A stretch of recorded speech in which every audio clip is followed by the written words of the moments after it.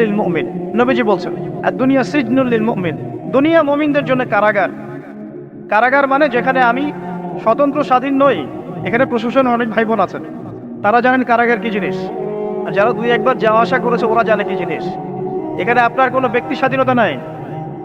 আপনি আপনার ইস্তেঞ্জা করবেন, শিশি যেতে পারবেন না, আপনি পারমিশন নিতে হবে, তারা নিয়ে যাবে তারপরে যেতে পারবেন, তাও হ্যান্ডকাপ পরিয়ে। দুনিয়া সিজনুল লিল মুমিন, দুনিয়া মুমিনদের কারাগার। এখানে আপনি খেতে পারবেন না, খাবার আসবে তারপর খাবেন। ঘুমাতে পারবেন না, যখন ঘুমানোর আদেশ দিবে তখন ঘুমাতে পারবেন। তাও কতক্ষণ ঘুমাবেন তাও ফিক্স করা। মানে কারাগার মানে কি? যেখানে আপনার ব্যক্তির স্বাধীনতা চলে না, যেখানে আমি চলবো একটা সিস্টেমের আওতায়। এখন নবীজি বলছেন দুনিয়াটাই হচ্ছে কারাগার। আর এই দুনিয়ায় কেমন করে আমি প্রবৃত্তির দাসত্ব করতে পারি, কেমন করে আমি আল্লাহকে বলে নামাজ বাদ দিতে পারি, কেমন করে জাকাত সেই কবে ফরজ হয়েছে, মিল ইন্ডাস্ট্রিজ ফ্যাক্টরিজ করেছি, জাকাত দেই না। রমজান মাস যায় আসে যায় আসে যায় আসে, রোজাও রাখি না, তারাবি পড়তে পারি না। কোরআন আমার সামনে মানুষ তেলাওয়াত করে, কোরআন আমার ঘরে পড়ে আছে, শেলফের উপরে ধুলাও আছে, শেলফের উপরে কোরআন ধুলাওয়ালা, ধুলো মাখা। কোরআন পড়ার তৌফিক হয় না, নবীর হাদিসগুলো চর্চা করার তৌফিক হচ্ছে না, ইসলামিক বইপত্র পড়তে পারি না। এই কারাগারের জীবনে বসি আমি একটা মেয়ের পিছনে দৌড়াচ্ছি, মাদক খাচ্ছি, জেনা করছি, কোনো সময় ধর্ষণ করছি, কোনো সময় সুদ খাচ্ছি, ঘুষ খাচ্ছি, দুর্নীতি করছি, এই কারাগারের জীবনে বসে, যেখানে আমার কোনো ব্যক্তি স্বাধীনতা নাই। তাহলে কারাগারের জীবনের মেয়াদ যখন শেষ হবে, যখন তাকে এখান থেকে বের করে নিয়ে আসা হবে, অর্থাৎ মৃত্যু, তখন তার সাথে কিরকম রিমান্ডে আচরণ করা হবে এটা ভালো করে বুঝে না। নবীজি বলছেন আদ-দুনিয়া সিজনুল লিল মুমিন ওয়াল জান্নাতু লিল কাফির, কাফেরদের জন্য, মুশরিকদের জন্য এই দুনিয়াটা হচ্ছে জান্নাত। জান্নাত মানে কি? যা ইচ্ছা তাই করতে পারবেন। জান্নাত মানে কি? আপনি চাচ্ছেন আল্লাহ আমি এখন একটা খামর চাই, শরাব আপনার সামনে হাজির, চিন্তা করার সাথে সাথে। জান্নাত মানে কি? আল্লাহ আমি আপনাকে দেখতে চাই, আল্লাহকে আপনি দেখতে পারবেন। জান্নাত মানে কি? আপনি মধুর নহর, দুধের নহর, পানির নহর, শরাবের নহর, হুরে নিন চতুর্দিকে ঘোরাফেরা করছে।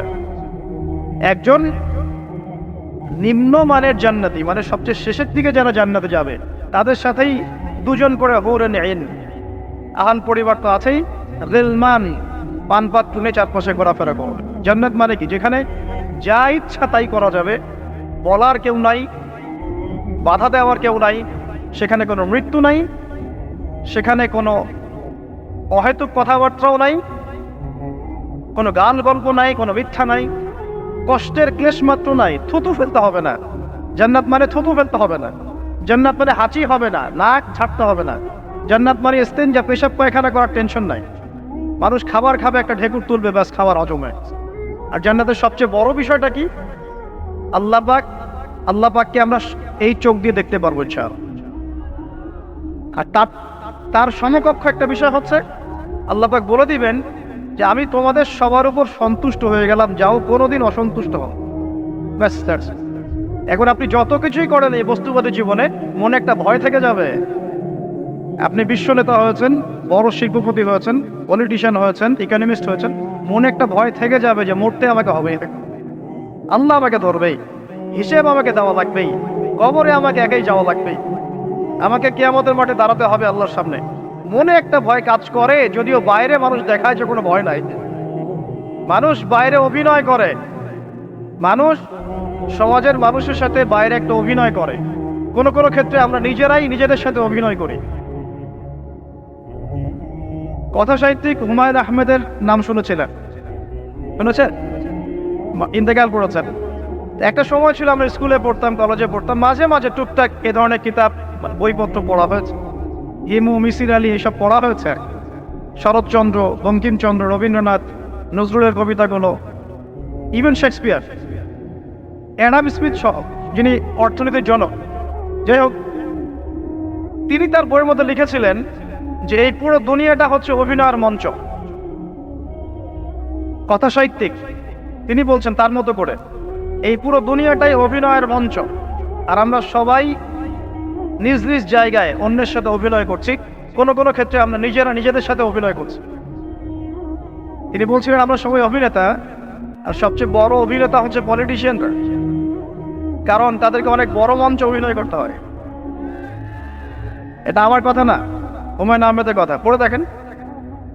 তো আল্লাহ পাক পাঠিয়েছেন তার ইবাদত করতে, আর এই বস্তুবাদী জগৎ আমাদেরকে ভুলিয়ে দিল কিভাবে?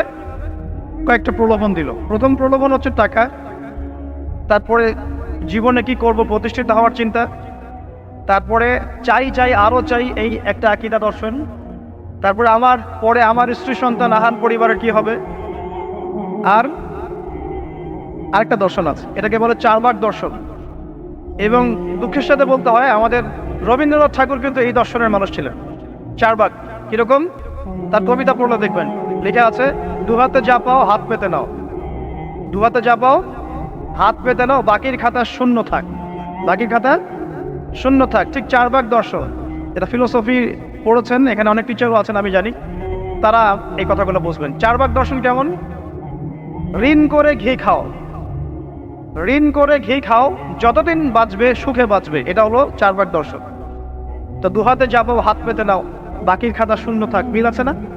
ঋণ করে হলেও ঘি খান, যেভাবে হোক ঘি খান না, মানে ঋণ করে হলেও ঘি খান, যতদিন বাঁচবেন সুখে বাঁচবেন। তাহলে এই দর্শনগুলো বস্তুবাদী না? বুঝতে পারছেন কিনা? মেটেরিয়ালিজম, বস্তুবাদিতা, মানে আপনি চোখের সামনে যা দেখছেন এই দুনিয়া, যেভাবে হোক অর্জন করে নেন, বাকির খাতা শূন্য থাক। ইসলামিক কনসেপ্ট এর টোটাল ডিফারেন্ট কনসেপ্ট। ইসলামের ঈমান, আকীদা, ইসলাম, পরকাল, মুহাম্মদ সাল্লাল্লাহু আলাইহি ওয়াসাল্লামের আদর্শ সম্পূর্ণ ডিফারেন্ট। আমরা বলি কি, এই দুনিয়াতে আমরা মুসাফির, দুনিয়াতে আমরা কি মুসাফির, কে কতদিন থাকবো কোনো ঠিক নাই। নবীজি বলছেন, হে আব্দুল্লাহ বিন ওমর, তুমি দুনিয়াতে মুসাফিরের মতো থাকো, সকালবেলা উঠলে সন্ধ্যার অপেক্ষা করো না, সন্ধ্যাবেলা হলে সকালের অপেক্ষা করো। দর্শনের মধ্যে কত পার্থক্য না, আকাশ পাতাল পার্থক্য না? এখন যদি এই বস্তুবাদী দর্শন নিয়ে আপনি চলাফেরা করেন, তাহলে তো আপনার লাইফের অ্যাম্বিশন হবে একটা ফ্ল্যাট, আর ওটা এনি হাও আপনাকে অ্যাচিভ করতে হবে, legal way or illegal way, আপনাকে অ্যাচিভ করতেই হবে, অ্যাচিভ করতেই হবে, যেহেতু আপনার মোটিভটা হচ্ছে মেটেরিয়ালিজম, বস্তুবাদিতা। আর নবী সাল্লাল্লাহু আলাইহি ওয়াসাল্লাম কি বলছেন? সকালে ঘুম থেকে উঠলে সন্ধ্যার অপেক্ষা করো না, সন্ধ্যাবেলায় থাকলে সকালের অপেক্ষা করো না। তুমি দুনিয়াতে মুসাফিরের মতো থাকো, তোমার যতটুকুতে দুনিয়া চলে যায় এতটুকুতে সন্তুষ্ট থাকো। নবীজি বলছেন, তোমরা হাঁটবে যখন রাস্তায় চলাফেরা করবে, তোমাদের উপরের দিকে দেখবে না যে তোমাদের উপরে কারা আছে, অলওয়েজ দেখবা তোমাদের নিচে কারা আছে, তোমাদের চেয়ে খারাপ কারা আছে। এক ভাইকে আপনি দেখবেন আপনি সুস্থ, তার হাত নাই। আরেক ভাইকে দেখবেন আপনি সুস্থ, তার চোখ নাই। এক ভাইয়ের পা প্যারালাইজড হয়ে গেছে, এক ভাইয়ের বডি প্যারালাইজড, একজন হার্টের রোগী, একজন ডায়াবেটিসের রোগী, আপনি সুস্থ আছেন, অথচ ওই ব্যক্তির অনেক টাকা পয়সা আছে, আপনার নাই। এখানে কে ধনী বলেন দেখি, আপনি না সে? আপনার সুস্থতা আছে। আরেক ভাইয়ের অনেক বড় বড় ফ্ল্যাটস, কিন্তু আপনার এতটুকু নাই, ছোট্ট একটা বাসা। আপনার কষ্ট লাগে, আমারও যদি এমন হতো। ওই বাসায় গিয়ে দেখলেন যে ইন্টারনালি সে ব্যক্তি সুখে নাই, তার পরিবারে অশান্তি, তার পরিবারে হৃদ্যতা ভালোবাসার বন্ধন নাই, আপনার পরিবারে আছে। একটা রিক্সাওয়ালা সারাদিন রিক্সা চালিয়ে 400-500-1000 টাকা আর্ন করে বাসায় চলে গেল, গিয়ে মাশাআল্লাহ আলু ভর্তা, ডিম ভাজা, ডাল দিয়ে ভাত খাচ্ছে, সুখে আছে, দিনবি বউয়ের সাথে গল্প করছে, চাঁদ দেখছে। আর সেই তো কবে আপনি ওয়াইফ কিনে চাঁদ দেখেছেন ঠিক নাই, আপনি টাকা অর্জন করার নেশায় বছরের পর বছর স্ত্রী থেকে দূরে আছে, দেখারই সৌভাগ্য হয়। আসলে সুখ কাকে বলে? সুখটা কি জিনিস? ঢাকাবাসীকে সুখ বোঝানো দরকার। সুখটা কি জিনিস?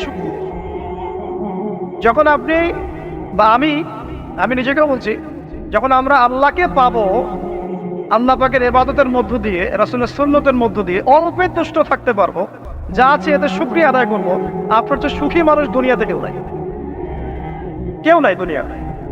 কিন্তু বস্তুবাদিতা আপনাকে এই আকীদা আদর্শ থেকে সম্পূর্ণ ডিমোটিভেট করে দেবে। আপনাকে খালি চাই চাই আরো চাই, ওই যে দু হাতে যাবো হাত পেতে নাও, বাকির খাতা শূন্য থাক। আর আমাদের দর্শন, দু হাতে যাবো হাত পেতে নাও না, বরং দুনিয়াতে যতটুকু পাও এতটুকুতে সন্তুষ্ট থাকো, বাকির খাতা শূন্য থাক না, বাকির খাতা পূর্ণ হোক। মানে পরকালটা বাকির খাতা না, পরকালের বাকির খাতাটা পূর্ণ হোক। প্রয়োজনে দুনিয়ার সব চলে যায় যাক, প্রয়োজনে দুনিয়ার সব যদি চলেও যায় যাক, তারপরে বাকির খাতা কি হোক? পূর্ণ হোক। এটাই আল্লাহ রাব্বুল আলামিন সূরা আ'লার মধ্যে বলছেন, বাল তু'থিরুনাল হায়াতাদ দুনিয়া, তোমরা এই দুনিয়ার জীবনটাকেই প্রাধান্য দিয়ে থাকো, ওয়াল আখিরাতু খায়রুন ওয়া আবকা, কিন্তু আখিরাত হচ্ছে সবচেয়ে উত্তম এবং চিরস্থায়ী। তো প্রিয় ভাই এবং বোনেরা যারা আমার জন্য শুনছেন, আজকে আমাদের প্রথম সবক হওয়া উচিত দুনিয়ার নেশায় আমরা না পড়ি। আল্লাহ পাক আমাদেরকে তৌফিক দান। এর মানে এই না আমরা দুনিয়ার প্রোগ্রেসে যাব না, অবশ্যই যাব, আমরা অবশ্যই যাব। পুরো ন্যাশন জাতিগতভাবেই আমাদেরকে এই ওয়ার্ল্ডের সমকক্ষ তো হতে হবে, হবে কি না? আমরা কি ওয়ার্ল্ডের সমকক্ষ হতে পেরেছি? আপনাদের কি মনে হয় যে মিলস, ইন্ডাস্ট্রিজ, ফ্যাক্টরিজ, সেতু, ফ্লাইওভার এইগুলো করলেই মনে হয় যে ওয়ার্ল্ডের সমকক্ষ হওয়া যায়? প্রত্যেক জনগণ ভিতর থেকে সুখী কিনা, তাদের অন্ন, বস্ত্র, চিকিৎসা, শিক্ষা, বাসস্থান, এই যে মৌলিক চাহিদা, বেকারত্ব ঘোচানো, তিন বেলা খাওয়া খেয়ে পরে বাঁচা, জীবনের অধিকার, সিকিউরিটি, এই জিনিসগুলো আমাদের নিশ্চিত হচ্ছে কিনা, এটা হচ্ছে আপনার উন্নতির মানদণ্ড। উন্নতির মানদণ্ড কি? আমরা এখন যেখানে আছি না, 1776 সালে অ্যাডাম স্মিথ তার চেয়ে আগের জায়গায় ছিল। 1776 সালে অ্যাডাম স্মিথ একটা বই লিখেছেন, তার নাম হচ্ছে যে দ্য ওয়েলথ অফ নেশন, এই কিভাবে একটা রাষ্ট্রের ওয়েলথ ফাংশন করে। ওই 1776 সালে তিনি যে চিন্তাগুলো করেছেন, এখন পর্যন্ত আমরা সেই চিন্তা বাস্তবায়ন করতে পারি নাই। 1776 সালের চিন্তা, কিন্তু ওই চিন্তা বাস্তবায়ন করেছে পশ্চিমারা। পশ্চিমা সভ্যতা যেটা আপনি দেখছেন দাঁড়িয়ে আছে, এই একটা বইয়ের উপর দাঁড়িয়ে আছে। যেমন একটা এক্সাম্পল দিই, আলোচনা কঠিন হয়ে যাবে, অন্যদিকে যাব। আমরা মনে করি যে অর্থনীতি আমরা নিয়ন্ত্রণ করব, ঠিক আছে, অর্থনৈতিক পুরো বিষয়গুলো আমরা নিয়ন্ত্রণ করে আমরা সমৃদ্ধি নিয়ে আসবো। আসলে বিষয়টা কি জানেন? অর্থনীতির নিজের একটা ফ্লো আছে, ও নিজেই নিজেকে নিয়ন্ত্রণ করে, এবং তার উপর একটা ইনভিজিবল হ্যান্ড থাকে, অদৃশ্য হাত, যেটা আমরা বলি আল্লাহ রাব্বুল আলামিন। আল্লাহ রাব্বুল আলামিন এই পুরো অর্থনীতিকে নিয়ন্ত্রণ করেন। আমরা যখন সেটাকে ইন্টারফেয়ার করতে যাব, তখন ইকোনমি কলাপস করে যাব। এই যে করছে কলাপস। আরো ব্যাপার আছে, শুধু ব্যবসা, অর্থনীতি, এক্সপোর্ট ইম্পোর্ট, এগুলোকে তিনি জাতির মানদণ্ড বলতেন না। তিনি বলতেন যতক্ষণ পর্যন্ত জাতির প্রত্যেক ব্যক্তির মধ্যে এথিক্স না আসবে, নীতি যতক্ষণ পর্যন্ত না আসবে, আপনি করাপশন থামাতে পারবেন না। তাই হয়েছে না? শুধু ব্যবসা না, আদর্শ কতটুকু আছে?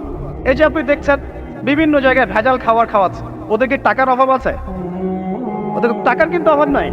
নেম ফ্রেমে কোনো ঘাটতি আছে? এস্টাবলিশড বিজনেস, তাহলে কেন আপনাকে ভেজাল খাওয়াবে? কারণ তার মধ্যে এথিক্স নাই, নীতি নাই। এই জন্য জাতির প্রত্যেক সদস্যকে, মানে প্রত্যেক জনগণের প্রত্যেককেই আগে নীতিগত শিক্ষা দেওয়া উচিত। আর এই কাজটাই করে ইসলাম, বলে সুবহানাল্লাহ। এই এথিক্স এবং নীতি শেখায় কে? ইসলাম। ইসলামের চেয়ে সার্বজনীনভাবে এবং যুগোপযোগীভাবে কেউই এথিক্স শেখাতে পারবে না। কাগজে কলমে অনেকে অনেক কথা বলতে পারে, প্র্যাকটিক্যালি শেখাবে কে? ইসলাম। এখন বলতে পারেন তাহলে মুসলিমদের মধ্যে দুর্নীতি কেন, মুসলিমদের মধ্যে কেন এই সমস্যাগুলো হয়? উত্তর একটাই, ওই যে স্যার বলে গেলেন, আমি বিভিন্ন ওয়াজে যে এক এক জায়গায় এক এক কথা বলেন। উত্তরটা কি? উত্তরটা হচ্ছে যে কোরআন এবং সুন্নাহর সঠিক যে শিক্ষাটা আছে, এই শিক্ষাটা আমরা অনেকেই বাস্তবায়ন করতে পারছি না। এটা আমাদের ব্যর্থতা। এটা কাদের ব্যর্থতা? এটা আমাদের ব্যর্থতা। এখানে আমাদের ব্যক্তি স্বার্থ থাকতে পারে, এখানে আমার জ্ঞানের স্বল্পতা থাকতে পারে, আমার ভিতরে অহংকার থাকতে পারে, বা আমি অল্প শিক্ষিত হতে পারি, এবং এমন হতে পারে আমার জ্ঞানটা যুগোপযোগী না। ইসলামিক জ্ঞান আমার মধ্যে আছে, কিন্তু কিভাবে এই জ্ঞান দিয়ে ওয়ার্ল্ডকে ডিল করবো, এই জ্ঞানটা আমার মধ্যে নাই। এই কারণে আমরা হয়তোবা ইসলাম, কোরআন সুন্নাহ হাতে থাকার পরেও এই সমস্যাগুলো ফেস করছি। প্রথম সমস্যা হচ্ছে বস্তুবাদিতা। আল্লাহ পাক আমাদের সবাইকে, যারা আলোচনা শুনছি, দুনিয়ার প্রেমিক হওয়া থেকে বাঁচাক বলি আমি। দুনিয়ার প্রেমিক না, প্রেমিক হবো কার? আল্লাহর, আখিরাতের। কতটুকু দাম আছে দুনিয়ার? আল্লাহ পাক বলছেন একটা মাছির পাখার সমানও না। একটা মাছির পাখার কি দাম আছে আপনার কাছে? আল্লাহ পাক বলছেন পুরো দুনিয়ার দাম আমার কাছে যদি একটা মাছির পাখার সমান হতো, তাহলে এই দুনিয়াতে কোনো কাফের মুশরিক পানি পান করতে পারতো না। তার মানে এই দুনিয়াতে যা করো করো, আমার তো কোনো দামই নাই দুনিয়ার। কালকেই তো আমি দুনিয়া ধ্বংস করবো। আর ওই যে দুই জাতির কথা বললাম, জিন এবং মানব জাতি, আপনারা সূরা আর রহমান পড়বেন। রহমান নামটা অনেক ব্যাপক, দয়াময়ের নাম, তার মানে আল্লাহ পাক মার্সিফুল, মোস্ট মার্সিফুল। কিন্তু এই সূরা আর রহমানে একটা ভয়ঙ্কর আয়াত আছে। কি? সানাফরুগু লাকুম আইয়ুহাস সাকলান। হে মানুষ এবং জিন, হে মানুষ এবং জিন, শীঘ্রই আমি তোমাদের দুইটা জাতিকে ডিল করার জন্য ফারেক হচ্ছি, অপেক্ষা করতে থাক। মানে আল্লাহ পাক কুল্লু ইয়াউমিন হুয়া ফি শাআন, মানে আল্লাহ পাক কি করেন, সব সময় তার কাজে ব্যস্ত আছেন। মহাবিশ্বের তো গ্রহ নক্ষত্র গ্যালাক্সির অভাব নাই, মাখলুকের কোনো অভাব নাই। আল্লাহ পাক প্রত্যেকটা মুহূর্তেই তার কাজে ব্যস্ত আছে, তার কাজে শানে ব্যস্ত আছে। কিন্তু এই ব্যস্ততা থেকে ফারেক হবেন কাদের জন্য? মানুষ আর জিনের জন্য। সুবহানাল্লাহ, মানুষ আর জিনের জন্য। আল্লাহ পাক বলেন সানাফরুগু লাকুম আইয়ুহাস সাকলান। দাঁড়াও, দুনিয়ার মধ্যে এইসব করে বেড়াচ্ছ, তোমাদের দুই জাতির জন্য আমি অচিরে ফারেক হব ইনশাআল্লাহ। ওইটাই হলো কিয়ামতের দিন। যদি ওই দিনটা আমরা মাথায় রেখে চলি, ইনশাআল্লাহ আমরা কেউ বস্তুবাদী হব না ইনশাআল্লাহ। আল্লাহ পাক আমাদের সবাইকে দুনিয়া মুসাফিরের মতো থাকার তৌফিক দান। আমরা উন্নতি করব, অবশ্যই অগ্রগতি করব, আমরা সবকিছুই করব, কিন্তু দুনিয়ার পূজায় ডুবে যাব না। এটা একটা বড় চ্যালেঞ্জ। মানে মধ্যমপন্থী থাকতে হবে, না একদম গোলানো মার্কা আর না